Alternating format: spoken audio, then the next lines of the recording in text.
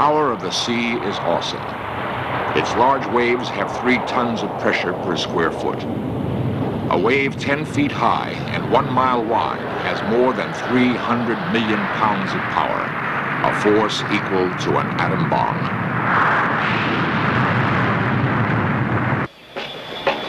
Millions of Americans throng to the beaches each summer weekend. All of us assume we are safe from tidal waves. Our sense of security can suddenly be shattered. This happened in the Kuril Islands north of Japan in 1969, as seen in this extraordinary film of the actual tidal wave.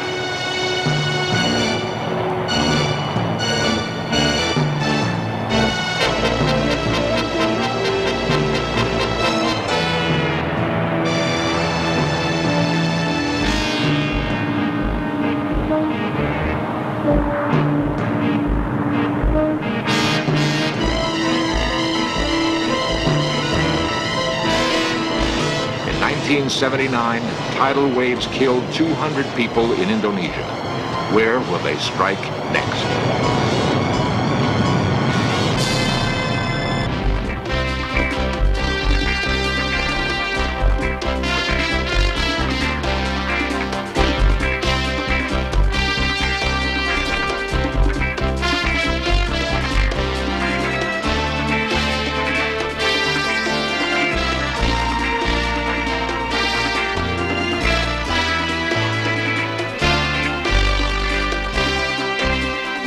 This series presents information based in part on theory and conjecture. The producer's purpose is to suggest some possible explanations, but not necessarily the only ones, to the mysteries we will examine.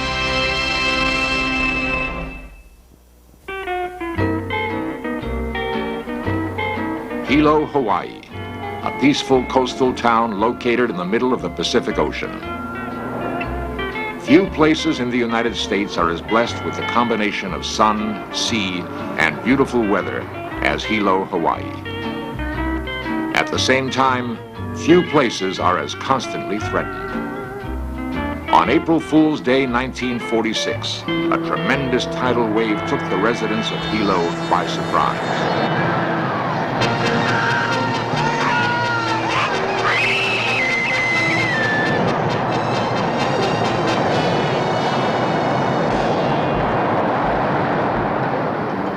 The tidal wave raced up the town's main river, destroying Hilo's only railroad. These photographs show a man on the dock being swept to his death by the giant wave. Seconds later, he is gone. More than 170 people were killed. Hilo was left a water-soaked ghost town, still vulnerable to another tidal wave attack at any time. Nothing makes us feel as helpless as facing natural disasters. We're frightened by the prospect of feeling an earthquake or being caught in a tornado, a thunderstorm, or a fire. None of them strikes with the suddenness and savagery of the so-called tsunami, the Japanese word for tidal wave. They are born miles below the surface, underneath the seemingly tranquil ocean floor.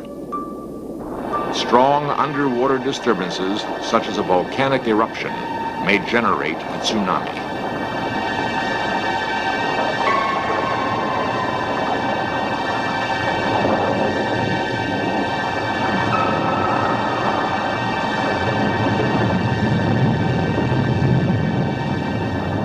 Underwater earthquakes are the most common cause of tidal waves.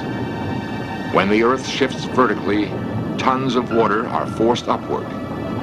A series of tidal waves form on the surface, spreading out from the epicenter in every direction. The massive energy of the wave pulsates to the deepest depths. Once born, the tsunami cannot be stopped or controlled. From this origin, tidal waves travel thousands of miles, losing very little energy. On the open ocean, the wave is only a few inches high, passing undetected beneath ships at sea.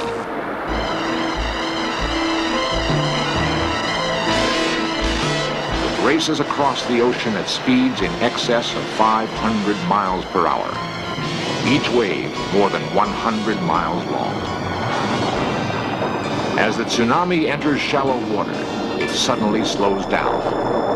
The forward energy can rise up hundreds of feet, forming a terrifying wall of water.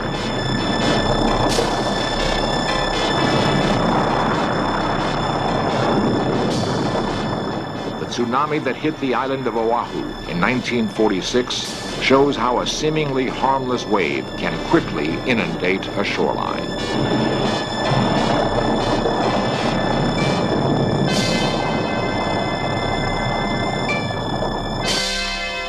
The Pacific Tsunami Warning Center was established in Honolulu to predict where tidal waves will strike. Seismographs monitor the Pacific for earthquakes which can generate tsunamis. The Warning Center is in constant touch with tide stations throughout the Pacific. These stations measure changes in the water level, indicating a tidal wave's exact location and direction. Once its location is known, the wave's estimated time of arrival to any area can be calculated. A warning can then be issued. These procedures were in full operation at the Warning Center on May 22, 1960.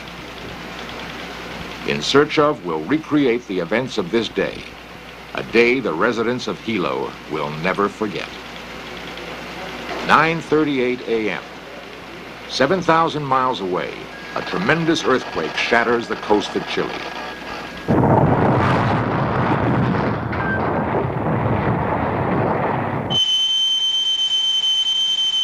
Seismographs at the Warning Center violently react to the earthquake's intensity. Tom, we got a big one here. What do we have there? Well, it looks like oh boy, that's a big P. Looks like we've got a real good quake here. It is now a race against time. The men at the Warning Center first determine the quake's magnitude. 8.5, Tom. We got a tsunami.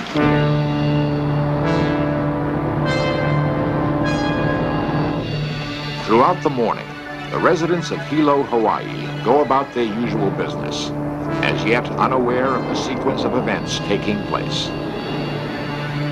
10:27 a.m. Tide information is requested from Valparaiso, Chile, the closest tide station to the epicenter.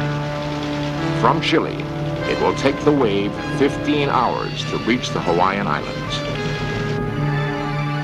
12:18 p.m. The first tide report comes in from Chile.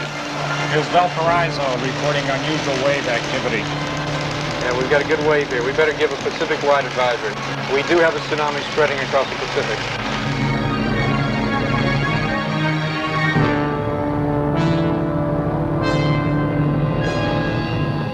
James Look of the Army Corps of Engineers is sent to Hilo to record eyewitness observations. So little was known about a tsunami's impact that a first-hand account was deemed extremely valuable. James Look decides that a bridge on the bay itself is a safe location. He starts to record normal changes in the water level and currents.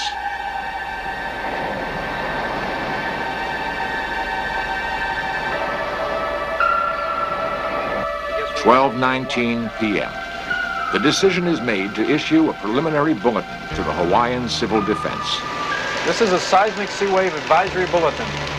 A severe earthquake has occurred in Chile. It is possible that damaging sea wave has been generated. We do not know at this time, but tide reports are expected late this afternoon.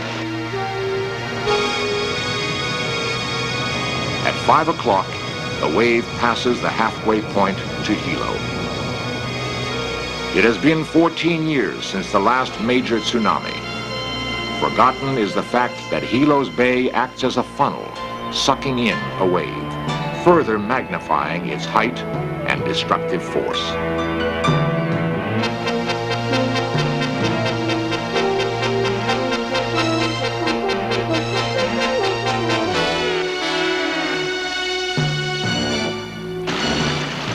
At 6:47 p.m., the general warning is issued to the public. Attention all stations. Attention all stations. This is the Pacific Tsunami Warning Center. This is a tsunami warning. A severe earthquake in Chile has generated a tsunami which is spreading over the Pacific Ocean. The estimated time of arrival of the first wave is 12 midnight for the island of Hawaii and about 30 minutes later for the island of Oahu. The danger may last for several hours. The intensity of the wave cannot be predicted.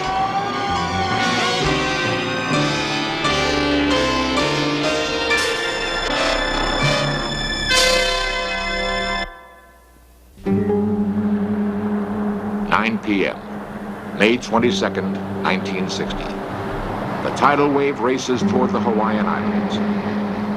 Tide stations closer to Hawaii begin reporting to the warning center. We're getting some information from Tahiti. They're reporting unusual wave activity at 09 p.m. our time. Hilo is only 3 hours away. From his observation point on the bridge, James Look waits for the water to recede, the first sign of the tidal wave's approach. Hilo's fishermen know the sea. They rush towards open water, hoping to escape the wave's devastating impact. Shortly after midnight, a small wave enters the bay. It has been 15 hours since the earth shook in Chile. The men who have relentlessly tracked the wave are now powerless. 12:40 a.m., a second wave enters Hilo Bay. Ignoring the warnings, curious residents come to the shore. These actual photographs were taken minutes before the giant wave struck.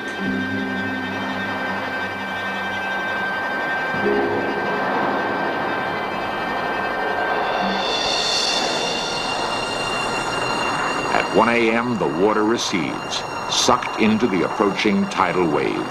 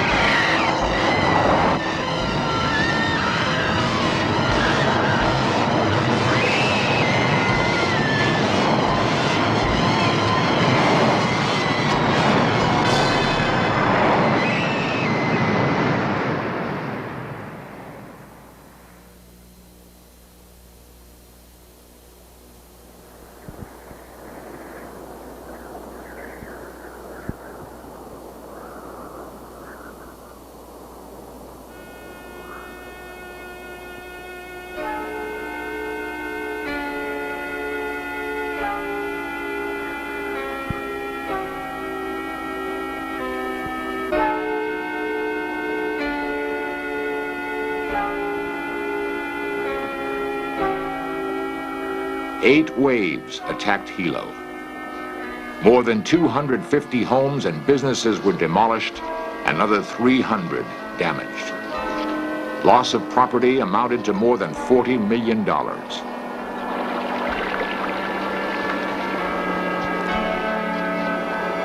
61 people were killed. Another 200 were caught in the wave. James Look's body was found near the bridge he had thought was safe. Ironically, his detailed notes and eyewitness accounts were lost. 2 decades have not wiped out the memories. This mark here shows the 1960 May 23rd tidal wave. This is how high the wave had come in this particular restaurant. I find that being curious is one of the worst things that can happen to a human being. People should never be curious in the event that there is a tidal wave coming. The wave had hit us, and the dining room set went against the back door, so we couldn't go out anyway.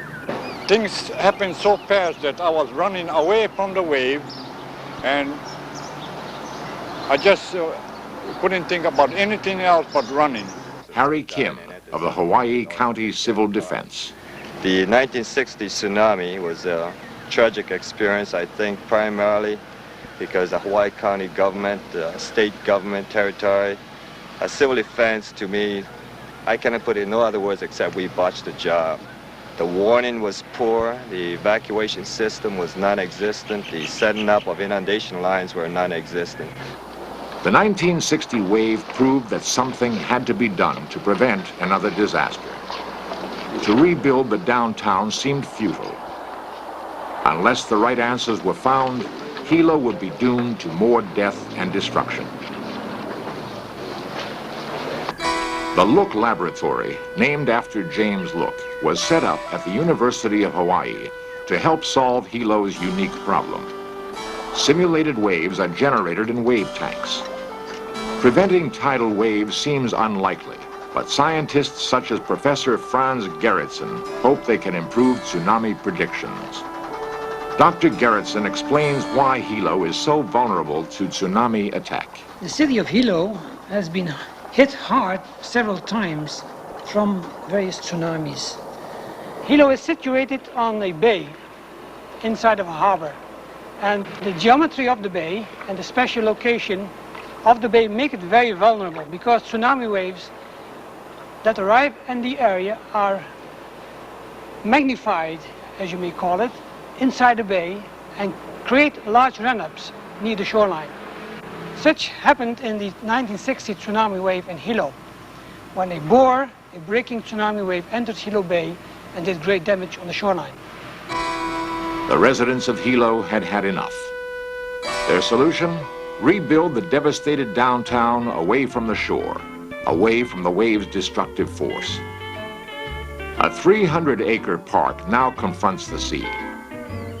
The open park space acts as a buffer, protecting the 27,000 residents of Hilo. When the next giant wave strikes, hopefully only trees and grass will be destroyed. Since World War II, more Americans have been killed by tidal waves than by earthquakes. Most of the United States is relatively safe from tsunami attack. But the possibility does exist that the violent forces of the earth and the sea may combine, sending a tidal wave speeding toward our populated shores.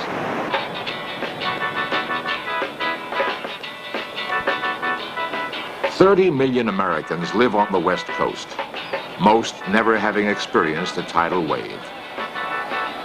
People associate the West Coast with earthquakes, not tidal waves. What would happen if a tidal wave were racing towards Southern California? In Search Of simulates this possibility.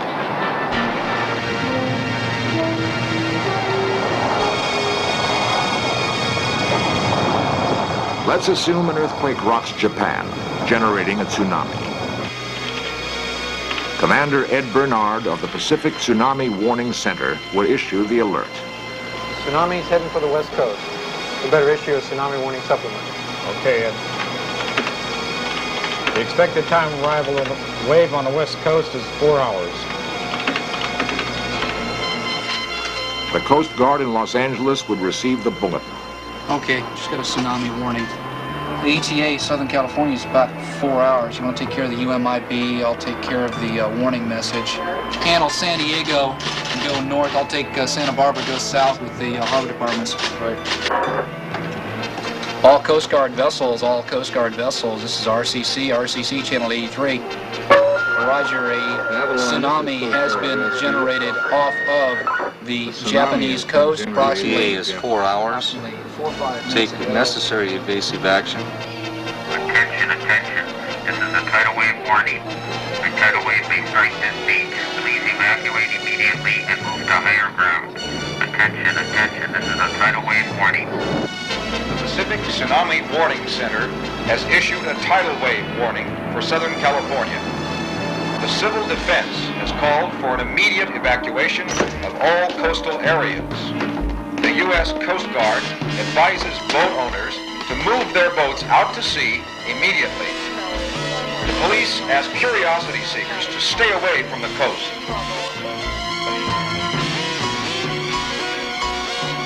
Would Los Angeles be prepared?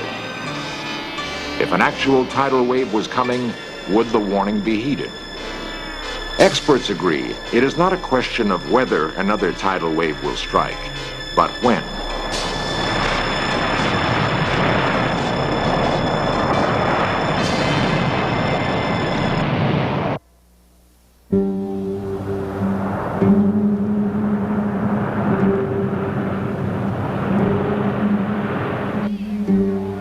What scientists fear most is a tsunami caused by a local earthquake. Lieutenant Stephen Froelich of the U.S. Coast Guard. If an earthquake occurred fairly close to the coastline in Southern California, in other words, maybe a couple miles offshore, we would probably not have time if a tsunami was generated to really warn anyone. Hopefully, if it was that close, we wouldn't have to worry about it building up enough to have any great effect. But if there was, it would be almost instantaneous. If a large earthquake occurred in Southern California, if you were on the beach, you felt the earth shaking strongly enough that you had to hold on to something to keep from falling down, that's nature's warning to you. We cannot possibly get a warning to you in 5 minutes, but you can save yourself by getting to higher ground.